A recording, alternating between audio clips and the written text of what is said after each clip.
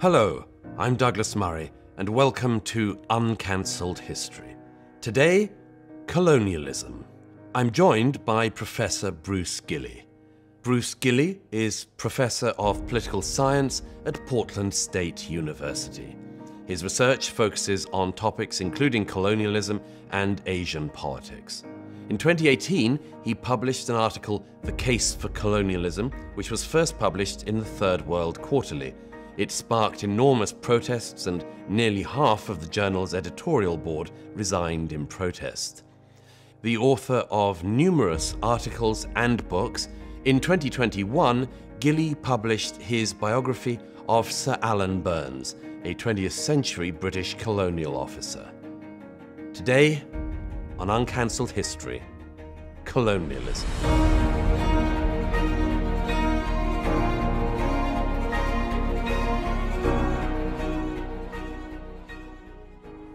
First of all, thank you so much, Bruce, for joining me. In recent years, colonialism has been shown to be portrayed as one of the absolutely foundational sins of the West, perhaps along with slavery, racism. Colonialism is the one that has been most zoomed in on. What is colonialism, first of all? Well, I think if we take the biggest view, colonialism, or imperialism, as it used to be called before that became a dirty word too, is simply where one group of people with an established form of government travels to a part of the world where their government doesn't currently rule and establishes its rule there. And by that definition, all of world history is a history of imperialism and colonialism. There is no people or no country today that has not at some point been involved in imperialism and colonialism. So nothing specifically unique or different about Europeans doing exactly what everyone else did. When people hear the term colonialism now, they zoom in on a very specific and small portion of the world of colonialism, which is basically 19th century and early 20th century European colonialism in what we now call the Third World. Certainly in modern academia and perhaps the wider culture, 18th and 19th century European colonialism is now seen as being a sort of shorthand for something that is unadulteratedly cruel, entirely racist. What about this analysis, in your view, falls short? Well, in part because it's either true by definition or it's patently false. True by definition because every group up until very recently was inherently racist towards other groups. The Cherokees of the Americas were racist towards other Native Americans. The Bantu were racist towards all of the black African tribes they conquered as they imperialized southern Africa. The Maori were racist towards other Pacific Asian tribes. I mean, everyone was a racist, if by that term we mean the assumptions by Group A that the members of Group B are inferior and deserve to be conquered if they can be. That's a universal human phenomena, and it arises from evolutionary needs for basically in-group solidarity. So racism is the standard default position for all peoples. So to say that the Europeans were racist is just to state the obvious, because all peoples were racist. If it's not a statement of the obvious, then it's patently false. And by that I mean that if we were to judge the racism of the Europeans vis-a-vis the places they conquered, compared to the racism of other groups at the time, we would find the Europeans much less racist. And if we were going to put it on a spectrum, we would say the only anti-racists in the whole world at the time of European colonialism were the Europeans. Because they were the ones who went abroad and said, these peoples have the capacity to be just like us. These people deserve freedoms. These people deserve to be freed from slavery. They deserve to be developed. They deserve to be civilized, which of course is seen as a sort of great racist act, but it's quite the opposite. It's the act of saying all peoples have the potential to be self-governing, to be flourishing, to have a written language, history, arts, and culture. This was the great anti-racist campaign that European colonialism represented. So that's why I say it's either simply a statement of the obvious or it's patently false. Roughly, what were other people at the time thinking? But you mentioned, these were attitudes that Europeans held, but what would have been more normal attitudes at the time for the rest of the world about other groups?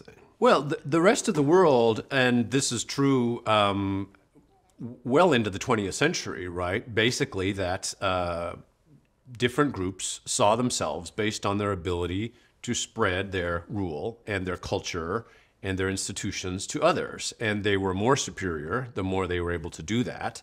So this is why the Bantu expansion into southern Africa, the Buganda expansion throughout East Africa, the Fulani slave empire of West Africa, all of these groups saw themselves as inferior and saw those they conquered as not just moral inferiors, but somehow subhuman in the sense that they weren't engaged in a civilizing action.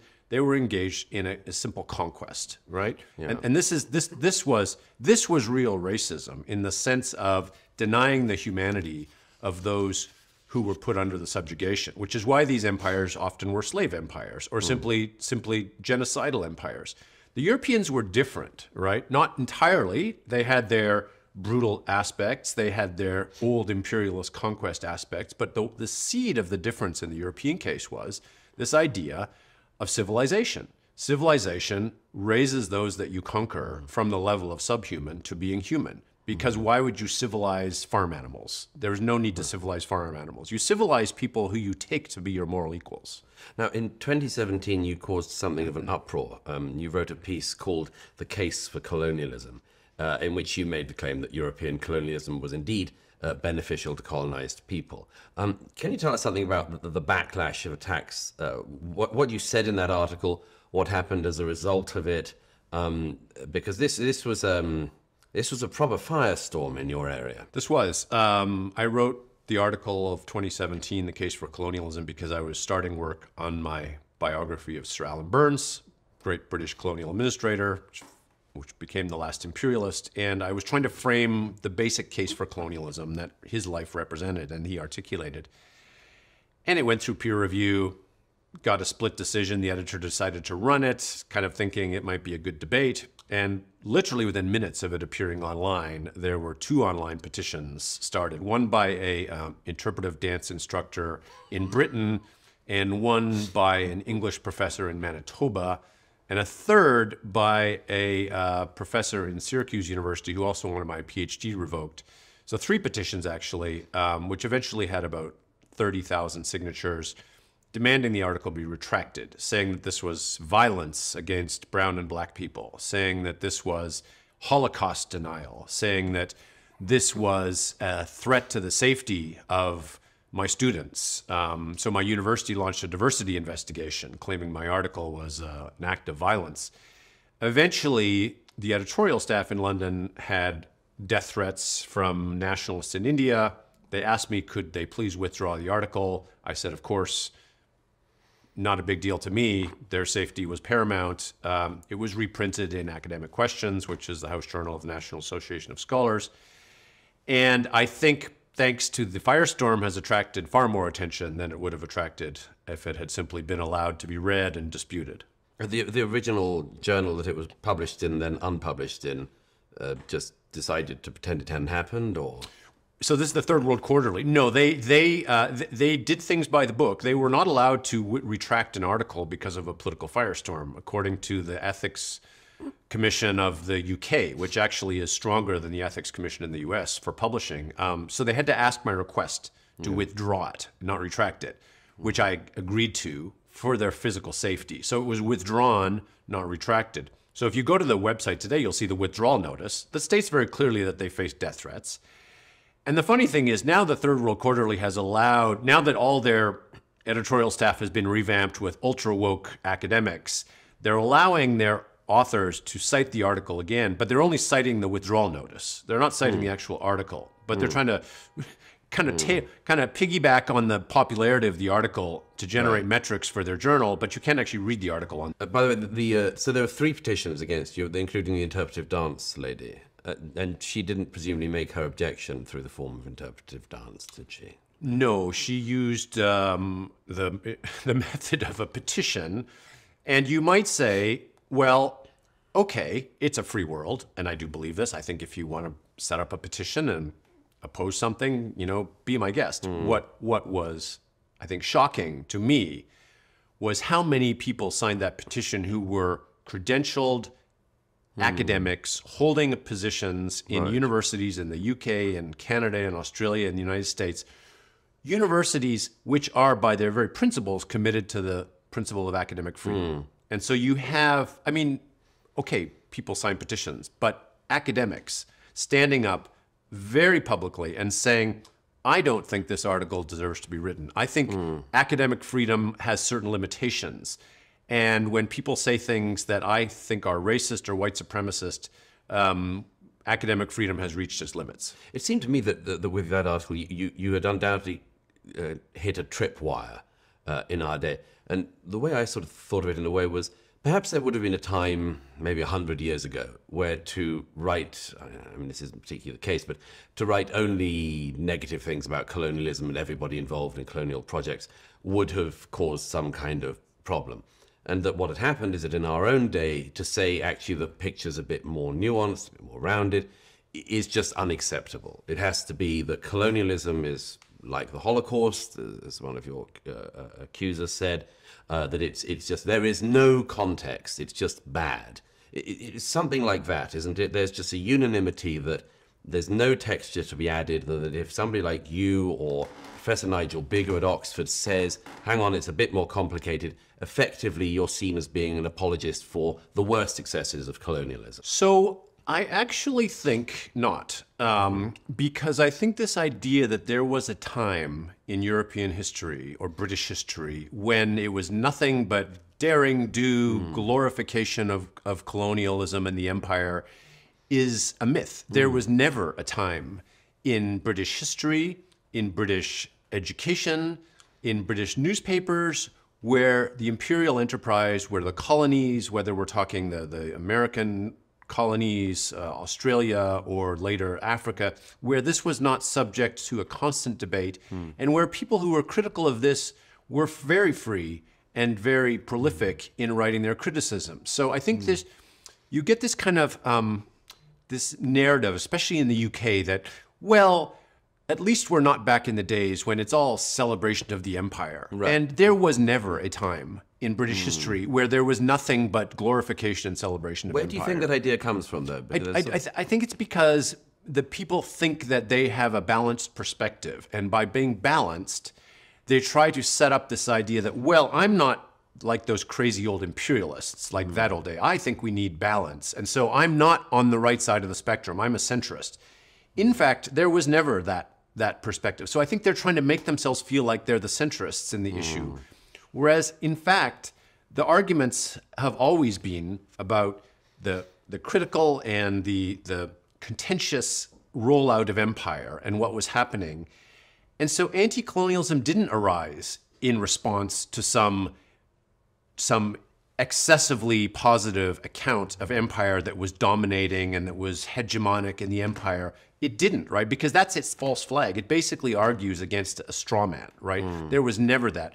And so what the anti-colonialists are trying to do is to suggest that they're just bringing balance to the argument, right? But they're not, right? In fact, what they're doing is disbalancing the argument entirely, taking it from what it used to be, which is you could say the case for colonialism or the case against colonialism, and shut down the case for colonialism and say there's only one case to be made. Anti-colonialism is the only case to be made. And what you, Professor Nigel Bigger, a very small number of other academics have been doing is to be inserting this information into the debate, facts, interpretations of it, which seem just not to have been put in for a very long time, certainly not in the academic field.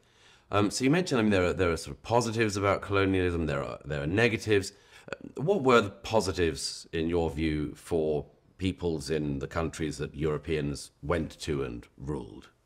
Well, I think we need to start at a very high level of abstraction, because the fundamental thing is this, is if you were in a society which had a Stone Age level of technological development, had no fixed borders, had no institutionalized system of governance, had not yet discovered the wheel, or in some more advanced places, nonetheless, still lived in an essentially feudal system, right, with a very entrenched elite and a very impoverished population. And you had the opportunity to be ruled by an advanced European civilization, right? Why would you not want that to happen, right? So just at the level of abstraction, like civilization A, which is superior to civilization B, and I have no problems using the term superior. I was going to say, lots of people, the moment you say superior, they're going to... Absolutely superior, right? Because superior in the sense of better technology, better healthcare, better education, more accountable governance, more rights for marginalized communities, especially women, urban development, technology, transportation, life-saving research and science, right? Those are the things I mean. This is superior, right? And there's no objective distinction between that and what's less.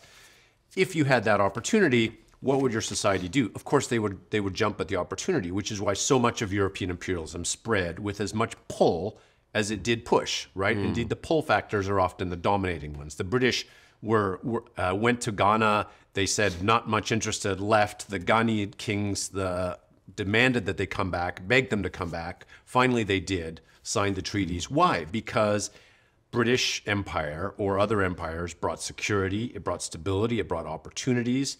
It brought an end to intertribal warfare, which in many cases, these kings and these tribal leaders recognized was destroying their societies, right? They needed essentially a hegemon.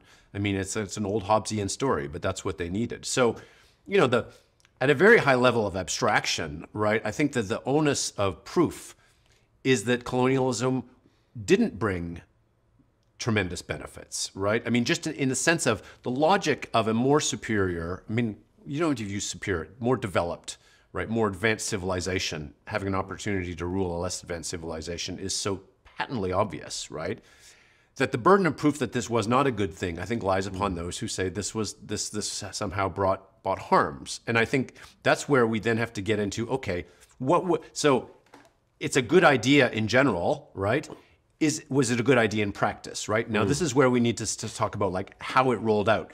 Places were better, places were worse. There were abuses here, not here. I mean, now we get into what used to be the debate on colonialism, which is let's talk about the practical opportunities, feasibility of things that were done well, things were done badly in particular contexts. But you know, this idea of a blanket condemnation is just not tenable. I suppose there's two things that the anti-colonialists say at this point, which is, first of all, there are maybe technical advances and so on, but that two things occur with colonialism. One is the presumption that there are people who are sort of morally better going into less morally developed societies. And the other one would be something along the lines of you're instituting a form of inequality, and along the lines of that, you're also, for instance, eradicating local cultures, local norms. You're replacing local norms with European norms. What do you say to those claims? All of them don't withstand scrutiny. Again, the idea of a moral superiority is one thing that was distinctly absent in the European mission. If you take the idea of the civilizing mission seriously, right, what it implies is the moral potential, right, of those you are colonizing to be exactly like you. That was very explicit, right? And in terms of life-saving medicines being morally superior to the absence of life-saving medicines, yeah, I have no problems going to the mat and saying that's morally superior. It's morally superior to save lives, to prevent people from being killed through violent conflicts, to give rights to people who are traditionally marginalized. That's morally superior. I have no problem with that. Most liberals would argue that too, except when you talk about it in the context of colonialism. Second of all, in terms of foreign norms or alien norms, don't forget, almost all the places that were colonized were already under alien rule. But it was indigenous alien rule, not European alien rule. And we're talking mainly here about Africa. Well, you know, most places. I mean, look at the Malay Peninsula, right? I mean, basically, the Malay Peninsula was a bunch of small fiefdoms, small sultanates, right? Those sultanates expanded or contracted based upon their power, right, and brought in people who had been under another sultanate. So, I mean, the idea of like indigenous rule, I mean, what is indigenous rule in a context in which the world has always been organized by empires spreading as far as they can, and when they weaken, being subjugated by other empires? It is, you're right, most explicitly clear in Africa, because you can actually see what was happening at the time of European conquest. I mean, the Fulani slave empire, which was basically an Islamic caliphate of the central part of the Sahara, was spreading towards West Africa when the British came in. The reason why it was so easy for the British to establish their control in northern Nigeria was because those groups recognized the choice was British imperialism or the Fulani slave empire. And the British Empire started to look very attractive compared to that. Third point, destroying local cultures.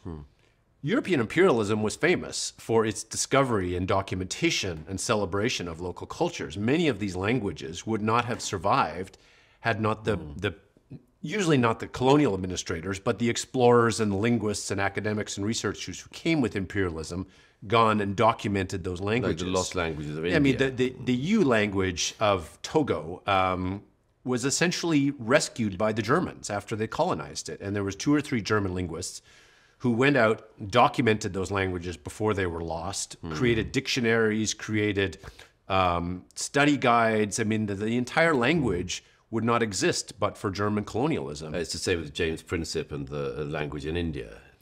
Right, yeah, the British rediscovery of Indian heritage is well known, right? I mean, I don't need to document it, but the Asiatics and the Orientalists, right, were the ones who rescued and saved these cultures from destruction, either by an indigenous empire or just by the forces of modernization, right?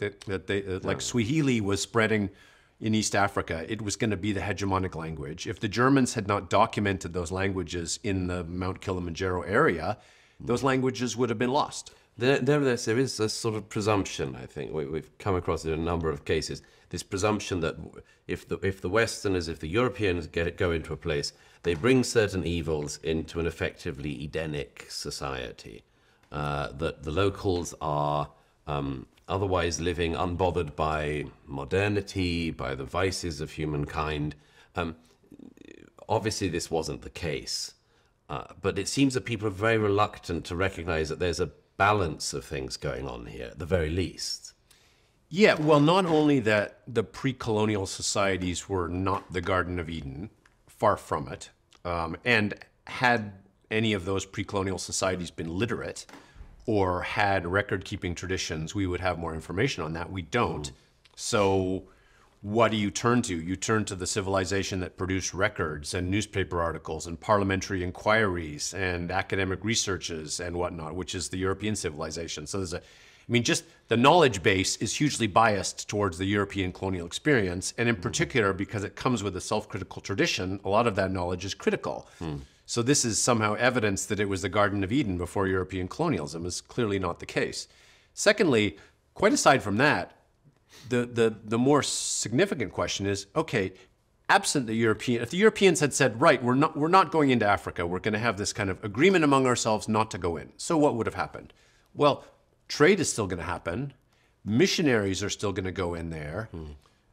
Alcohol is going to go in there. The Maxim machine gun is going to go in there. So what you get then is a kind of Yahoo explorers and claim stakers among the Europeans allying themselves with local forces. Would that have been a better governing experience for Africa? So living in splendid isolation is not an option for Africa or the Middle East or Southeast Asia or the Pacific at this time, right? Globalization is happening.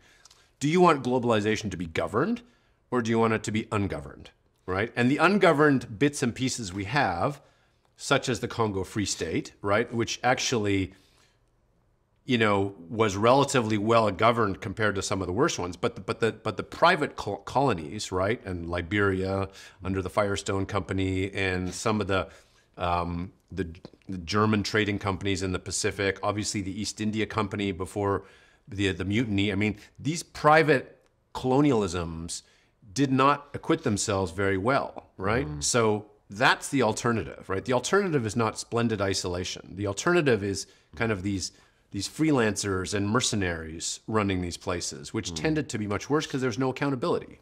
Now, in 2020, you published your biography of Sir Alan Burns, The Last Imperialist. First of all, before we get into the controversies around that, perhaps you could explain who was Alan Burns and why was he somebody you wanted to write about? Burns was a colonial administrator born in the Caribbean, went to West Africa on the eve of World War I, fought in the West Africa campaigns in the Cameroons and in Togo, was then put on the Nigerian government, became colonial secretary in the Bahamas, became the governor of Belize, or what was then the British Honduras, eventually became the governor of the Gold Coast, which is now Ghana, during World War II. And then after that, a very kind of storied colonial career, was sent to the United Nations in the 50s to basically stand up for the British Empire when the United Nations was becoming a kind of decolonization machine, right? What interested me about Burns was he was an unapologetic defender of empire way into the 20th century. Yes, he right? dies in He dies in 1980. Right. So he is one of the few people who carries on the case for colonialism well after most British have kind of retired in a kind of awkward, cringy feeling about, well, that wasn't very nice, but as long as I have my pension. And of course, the 60s is the era of the great radical anti-colonial movements, not in the global system, not only in the global system, but on campus, of course. And Burns is pushing the argument right to the end, right? And presciently enough, because he lives through the 70s, which is the great lost decade in the developing world, right? Where massacres and wars and humanitarian catastrophes that we didn't notice because there's no white men involved. But I mean, this was the great lost decade of the third world. Where are we talking about here? Oh, we're talking about all of Africa, essentially. We're talking about Indonesia. We're talking about the period of conflict in the Middle East. We're talking about India itself, the great, like, granddaddy of them all, right? With stagnation, with communal violence, with an emergency and a suspension of democracy.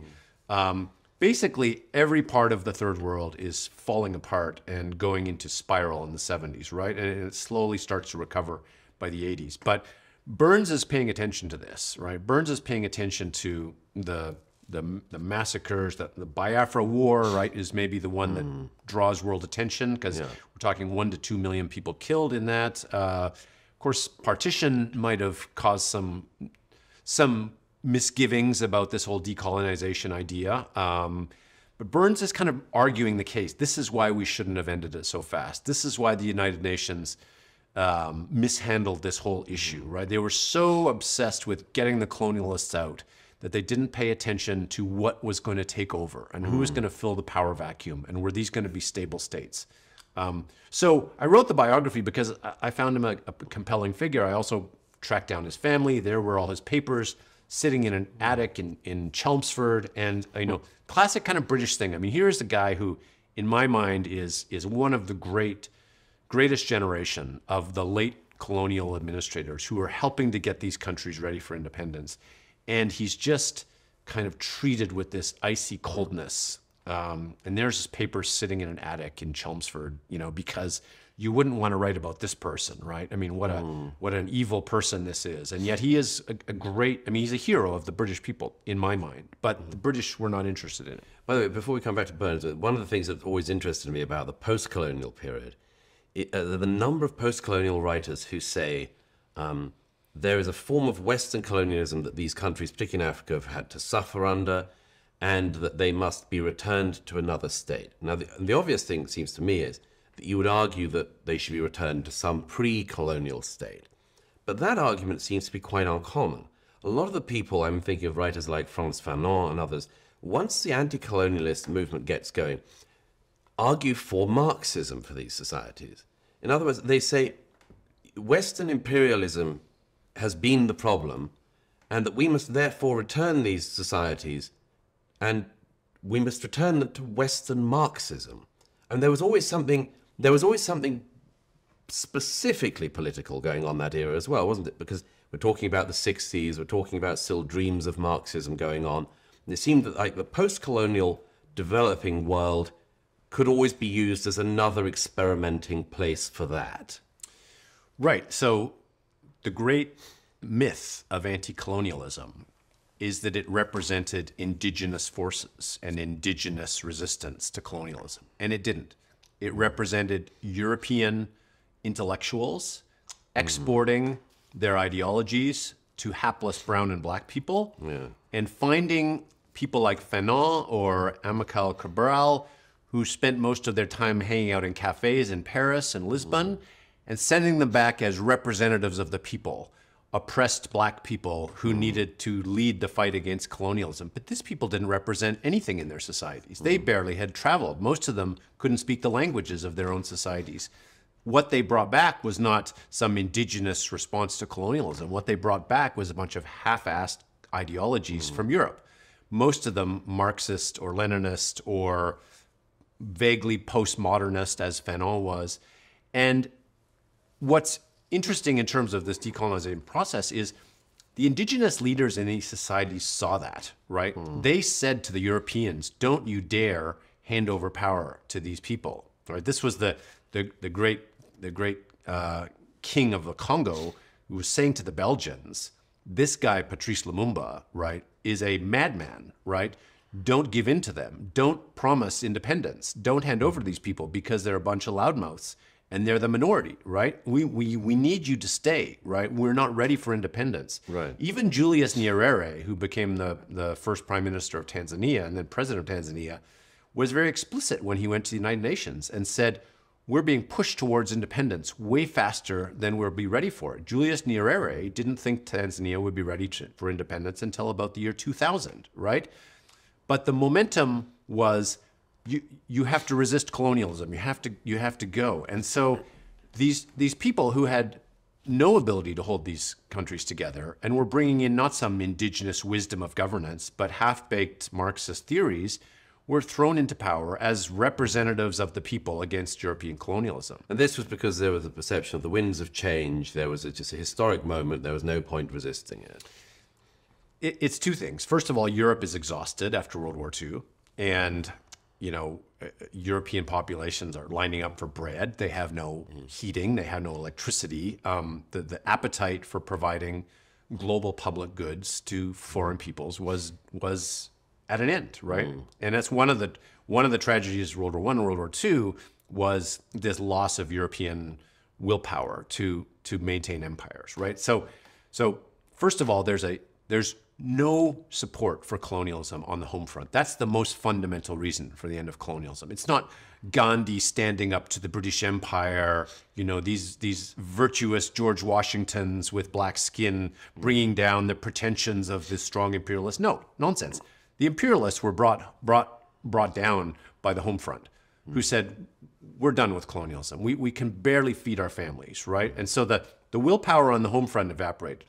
Layer on top of that, you now have the Soviet Union, styling itself as the liberator of black and brown people everywhere, even as it's colonizing Central Asia, Eastern Europe, the Baltics. But anyways, put that aside. They're liberators, and of course they'll bring democracy and prosperity everywhere they go. Well, now at the United Nations, you have this dance of the Soviet Union and the United States. United States having its anti-colonial tradition, but recognizing that this is not going to end well, but not wanting to be outflanked by the Americans for the participation of these third world governments. So loss of resources on the home front, United Nations system pushing for decolonization. It's an open door. Don't tell me that Gandhi brought down the British Empire. I mean, he's a complete flinty, silly man. He's pushing on an open door, right? And these doors open up very quickly and with grave consequences for these populations. Now, just to stick with Burns for a second, when your biography of Burns came out, you were attacked from some perhaps predictable quarters for it. One Marxist philosopher claimed that you were endorsing a white nationalist perspective. What do you say to people like that, people who claim you're doing something wrong by just even writing about a figure like Alan Burns? Yeah, I think the criticism was that I was enabling white supremacy by writing a positive biography of a British colonial official. Yeah, you don't know where to start in part because one of the things that attracted me to Burns is how much he was loved among those where he governed, right? I mean, he was called the Sunshine Governor in the Gold Coast, right? They constantly told him that they wanted to extend his term, and not just the kind of local elites, right? But I mean, he always would tell the story about, he would go off on safari to visit some hill station, and the only person he would have with him would be his orderly. Why? Because the British officials were never afraid of being murdered. They were never afraid of being attacked. They were always welcomed wherever they went, right? So this supposedly evil person.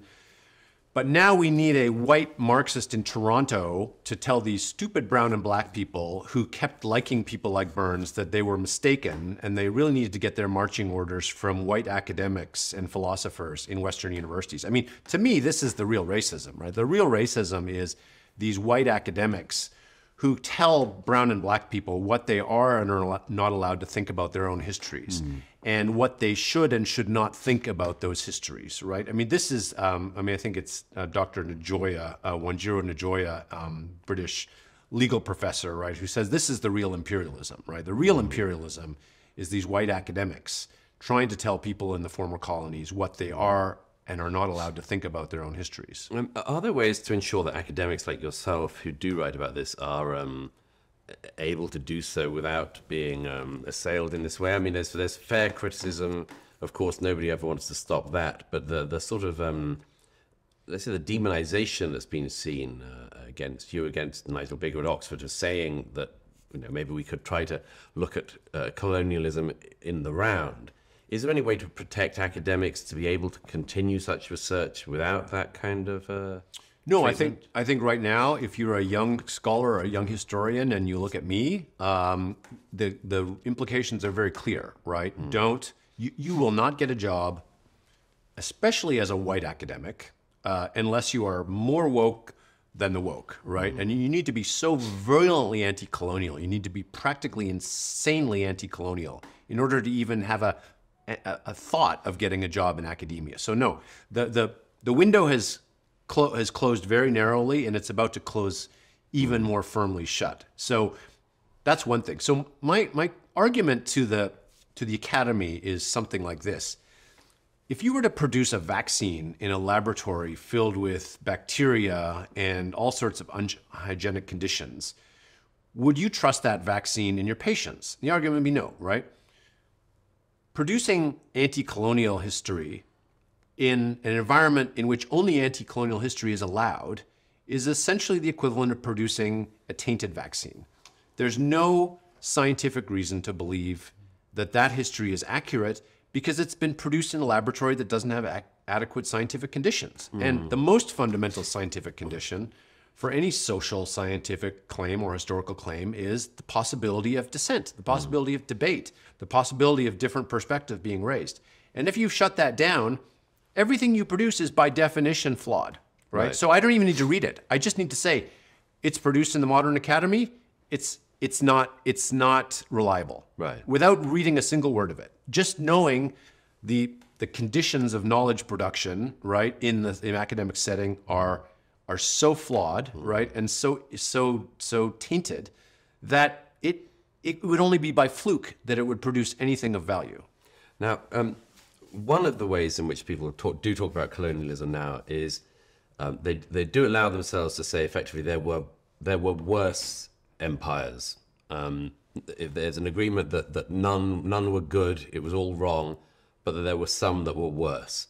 And speaking as somebody born in Britain, I can say that even the most anti-colonial movements in Britain do concede or console themselves with the idea that the Belgians were the worst.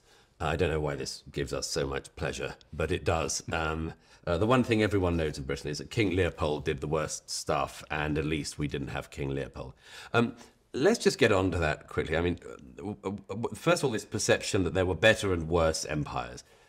Is it true? No, it's not. And I think that the British actually are probably one of the worst. And here's the reason, is that The worst empires or the worst in conceding this? the worst of the empires. Yeah. But I think the British are actually quite good. So I think they're all good. I just think, and the reason is this, is that empires tended to take the easiest and the best stuff first, right? The British captured what was the most easy to govern and the most easily governed areas first. And the latecomers tended to get the worst stuff, right? So the reason the Portuguese get such a bad rap is by the time the Portuguese were coming to colonize the African areas, and that was about the only thing they had. They were left with the bits and pieces, the places no one else wanted to govern, right? The same is true of the Congo. Now, a couple things about the Congo. First of all, the Congo Free State of King Leopold II was not a Belgian colony. And I have to always remind people of that. It was not a Belgian colony. So it was a private estate of King Leopold II. It was not run by the Belgian government. The information was not shared with the Belgian government. There were no Belgian government officials there. It was a private undertaking by the king. Lasted until 1908.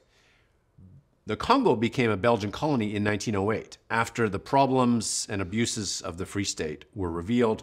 And from 1908 until its independence in 1960 was the only time the Congo has been well governed. So the Belgians actually have a lot to be proud of for their colonial period in the Congo, which began in 1908. The other places were Rwanda and Burundi, now Burundi, right, which the Belgians were given as their spoils from World War I from German East Africa. Also, very successful governance in Rwanda and Burundi in terms of allowing essentially these feudal states to remain in rule. The Belgians recognized the problems, but were forced out by the United Nations system because these were trusteeships. These weren't colonies per se. These were UN trusteeships that the Belgians ran. The Belgians realized what would happen if sudden independence was given to them. Again, UN system comes in. So I look at the Belgian experiences in those three places and say it's a tremendous achievement for the Belgians. And it's just one of these myths of the evil Belgians. But pre-1908, it was... Yeah, but pre-1908, it's not a colony, right? It's basically a private estate run by a bunch of freelancers, a bunch of military cast-offs. And, you know, Leopold's argument for the... And by the way, all the Adam Hochschild's book is a farrago of nonsense and misinterpretation. I'm writing a long takedown of it for its 25th anniversary next year. I mean, this is King Leopold's Go. Yes, yeah, 10 million dead, nonsense. Even as a mortality demographic decline figure, the 10 million is nonsense. Probably the best estimate is the population increased slightly under King Leopold's rule. No 10 million dead, no 10 million murdered, right? Which you'll see on Wikipedia. So it's just a lie, right? A bald lie. And it's a lie that Hochschild was aware of when he published the book, and he chose not to include it, right? It's basically the demographers who were looking at that. They realized that the miscalculation. Hochschild was aware that that was a lie. He didn't change the book, right? And he's never recanted it, right? So it's a big scandal to me. The popularity of that book is a scandal. Second of all, because Hochschild subtitles that book A Story of Greed and Terror in Colonial Africa. Well, okay, colonial Africa, yes, but not in a colony. This was not a colony, right? This was a freelance enterprise being run. And what made the Congo so difficult for King Leopold was the fact that most of the central area was controlled by two notoriously brutal slave and rubber empires who were Muslim Africans, sometimes called Arabs, but they were actually both Africans, who had traditionally traded from the East End. One was called Tipo Tip, who was famous for his brutality. The other was called Al-Zuber Matir, who was these two competing kind of chiefdoms of the East End. And most of the brutalities happened in those areas. Now, yes, this was formally part of the Free State, and in theory, the king should have had a stronger military force to stamp that out. I mean, this is why the private colonialism didn't work well, because you don't have the resources, you don't have the security operations, you don't have the accountability mechanisms. But keep in mind what we're saying here. What we're saying is the Free State didn't have enough colonialism. And what most people will say is colonialism caused the Free State. No, it was the absence of colonialism that caused the Free State. In fact, Edmund Morel, the famous lawyer who exposed the abuses, right? I mean, his whole argument was this place needs to be colonized. And he wanted the Germans to take it over, right? Because he thought the Germans were the best colonizers. So, I mean, the mythology of this evil Belgian colony is A, wrong because it wasn't a Belgian colony. B, it misinterprets the problem as being too much colonialism when the problem was too little. Just shoot down one more of my British consolations. The Italians were especially bad.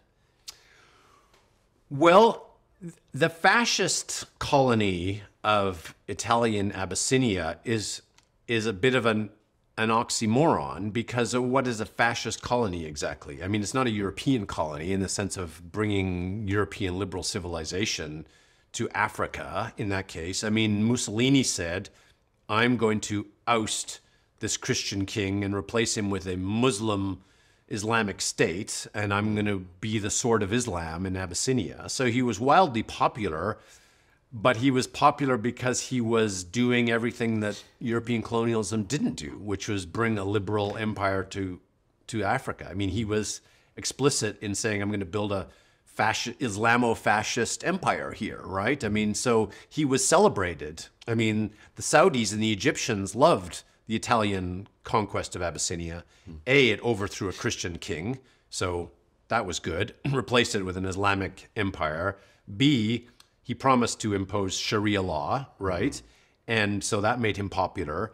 So is that colonialism or is that fascism, right? I mean, for me, colonialism, as we describe it, is European liberal states expanding liberal governance to Africa. Mussolini's colony was really just an Islamo-fascist outpost. And when the people who visited there saw that, you know, they recoiled and they recognized that this is not some Italian colony, right? This doesn't represent Italian values. It represents Mussolini's fascism. Now, coming more up to date, in the discussion today about colonialism, you seem to have a situation where some countries insist that, for instance, reparations need to be paid for colonialism.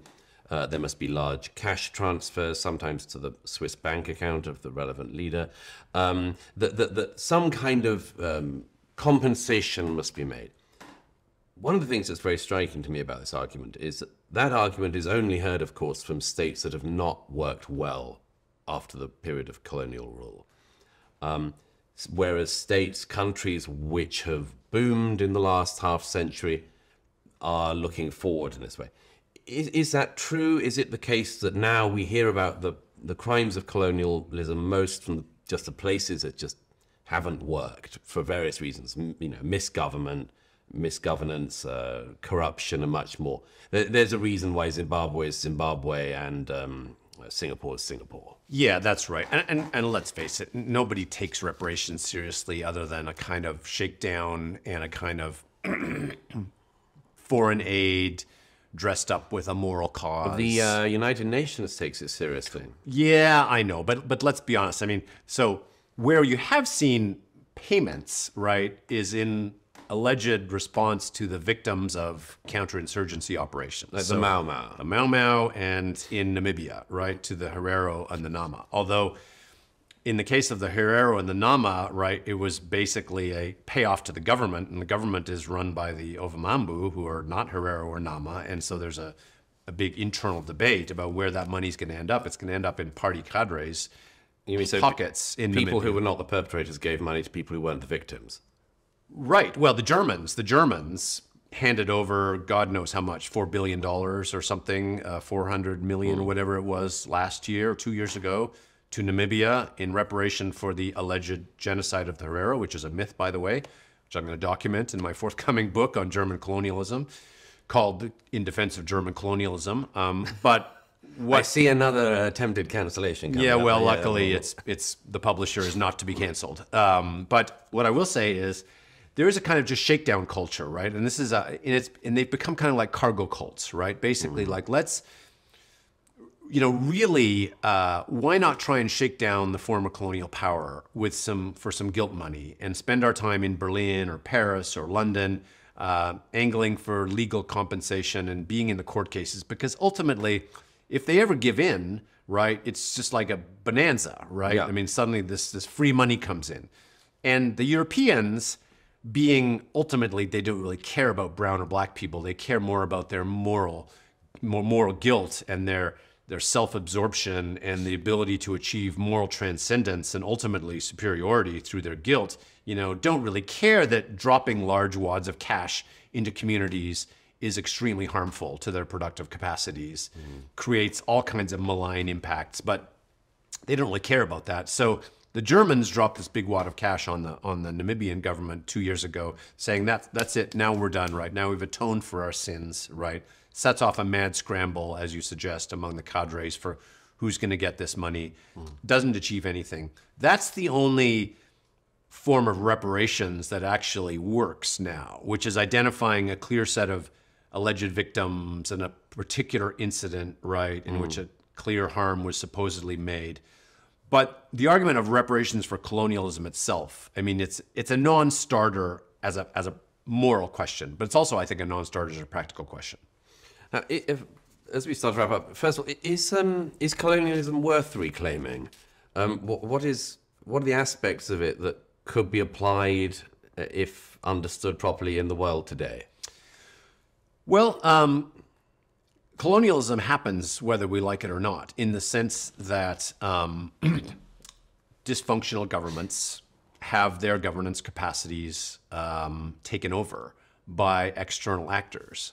Often it's an IMF loan with conditions, or it's a World Bank loan with conditions about governance. You'd call that colonialism of a kind? It's not colonialism, but it's external governance. And it draws much on colonial experiences in terms of how you can enhance indigenous capacity by keeping some form of gatekeeping or tutelary role on the outside, right? But that's how colonialism was trying to develop self-government, right? Which is, as much indigenous native government as possible, creating structures, but allowing the governor to veto acts, right? Allowing the governor to appoint the district commissioner. I mean, that was the sort of what Lugard called the dual mandate, right? And sort of our mandate to the local government and the local government's mandate to its people. And that's how we're going to operate. No, I don't like to use the word colonialism for that type of external governance, because that's really just external governance, right?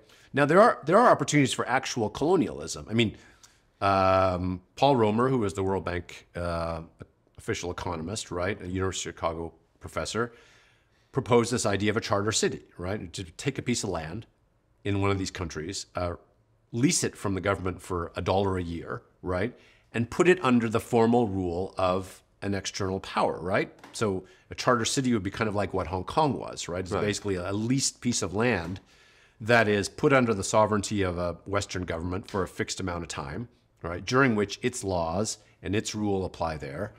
It's allowed to trade, people are allowed to migrate, right? And what it does is it creates this little kind of dynamo of economic success along the coast or in the territory that eventually can be handed back. I mean, Romer says that Hong Kong itself, given the number of people it positively affected in China, because of its demonstration effects, because of how the Chinese learned from it, can almost single-handedly be used to justify British colonialism just by the numbers, right? Because if it's responsible for China's economic boom, then it's a pretty big data point.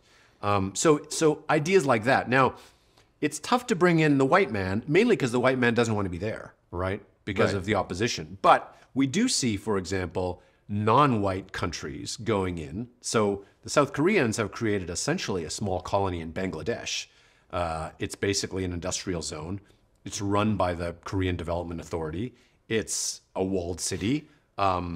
It's got factories. It's got schools. It's got its own government. It's basically a little Korean colony in Bangladesh. Nobody notices it because they're all like brown and yellow, and aren't they all just the same? And who cares about the Koreans colonizing Bangladesh? I think it's great. It's a model.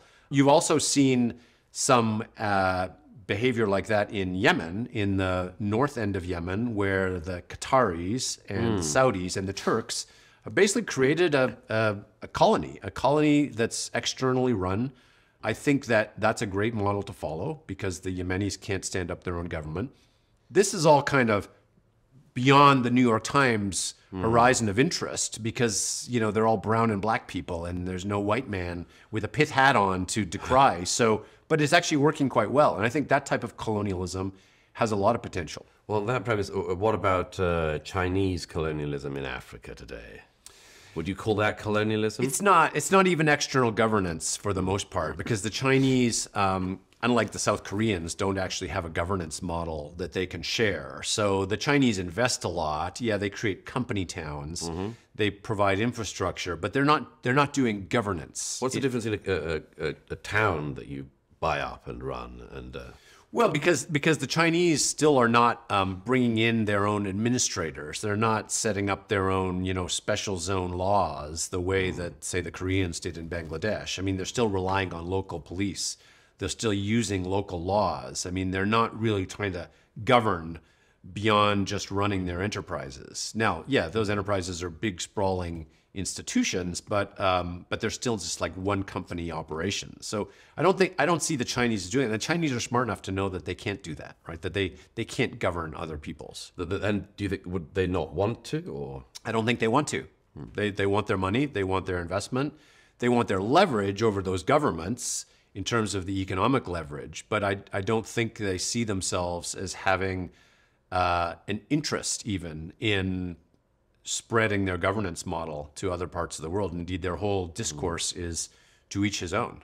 It's interesting that, I mean, today when we talk about colonialism, countries like America, Israel, and others are sort of, the term is used sometimes of them as a sort of smear or a slander. Even as, and there's nothing that America is doing that is colonial by the terms that you've just laid out. Yet, for some reason, it is still seen, or it is seen today as something that only, as you say, white people would be guilty of or could be guilty of. Is that true? Yeah, it's trying to backcast the word to say any settlement or expansion of one's territory makes you colonial. So if that's the case, virtually all of the Native American tribes are colonial as well. I mean, all of the lands claimed by the Cherokee are colonial takings from other tribes. The Hawaiians who claim indigeneity in Hawaii arose from colonial processes in the Hawaiian Islands in the South Pacific.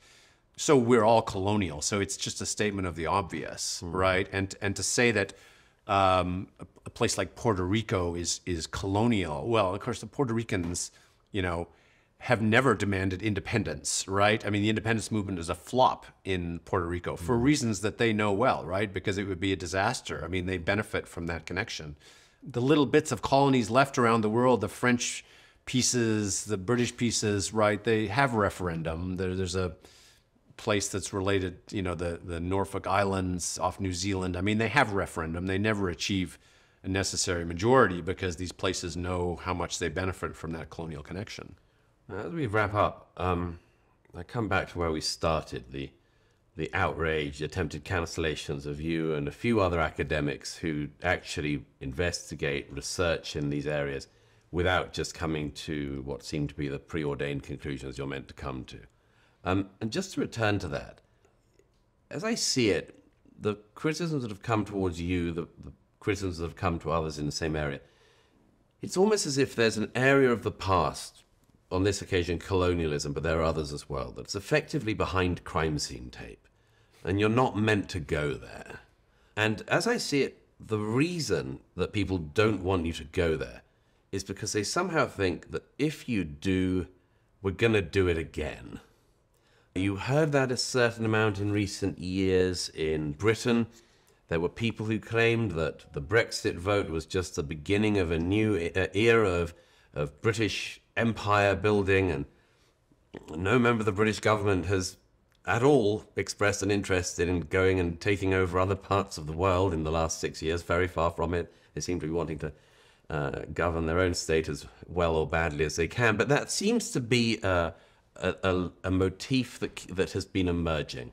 Don't deal with this stuff. Don't even weigh up the pros and cons of colonialism, because the moment you were to talk about the pros, we'll just be off again. Do you agree? Yeah, and I think it's even bigger than that. I mean, it's true that they don't want to legitimate the idea of Western control or rule over any part of the world, even if peoples in other parts of the world would line up to be ruled by Western countries. I think that's true, by the way. Separate issue. But I think there's a bigger issue here, and it's part of what your book, The War on the West, is about, which is that colonialism is seen as a kind of unambiguous bad that can be chalked up on the negative side of Western society and constantly used to bash it whenever it claims any right. And part of it's a response to the fact that as the world progresses, the West is getting stronger, in my view. It is getting stronger. It is getting more dominant. It is getting more attractive. The rivals are falling by the wayside. The Chinese model is flat. The Russian model is over. The Brazilian model is long dead. I mean, so I think there is this kind of resentment about the success of the West. And colonialism has become this kind of quiver of arrows that say, whenever you talk about the West, right, let's not forget colonialism. And the requirement there is that that debate be not available for discussion, right? That's just an unambiguous bad, and you're supposed to bow your head and say, yes, you're right, that's a bad part of it, right? So they hate the idea that this box, this Pandora's box of debate could be opened because it weakens what to them is one of their key kind of charges in opposition to the rise of the West. Well, Professor Bruce Gilley, thank you very much. We've covered an enormous amount of terrain, but that was absolutely fascinating and has certainly given us a new view on an old question of colonialism. Thank you. Thank you.